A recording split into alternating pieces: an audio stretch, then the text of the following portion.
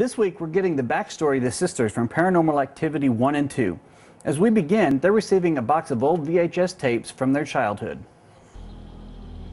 This film starts out in the same time frame as the first two movies, which actually ran concurrent with each other. Katie, from the first installment, brings a box of these tapes to her sister Christy.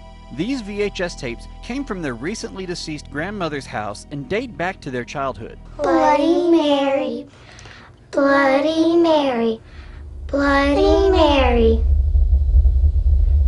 I'm scared.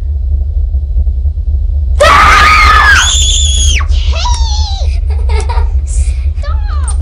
I'm sorry. It's not funny. So Christy sits down to watch them while her husband videotapes her. Now we're taken back in time about 18 years. This is where we run into a continuity problem. If these women are watching these tapes in the same time frame as the first two movies take place, then their behavior in those movies should have been influenced by what they were seeing. But if you've seen the first two, you know by now they weren't.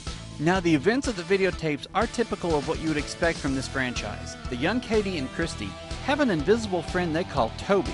He's my friend. Who eventually becomes not so friendly. The big story of this film, though, is the origin of how the girls became possessed by this evil spirit. Now, I won't give away any spoilers for those of you who want to be surprised when you get there, but let's just say that I thought the origin of why these girls were possessed to begin with was a little bit predictable.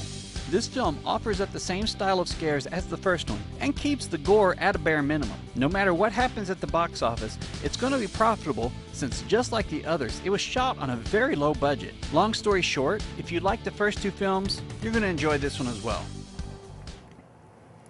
So there you have it. A pretty good movie for a Halloween scare, but with a slight predictability problem. It did make me want to try something out though. Bloody Mary, Bloody Mary, Bloody Mary. Guess I didn't do it quite right. I give it 3.5 out of 5 tickets. For Fox Movie Night, I'm Mike Emery.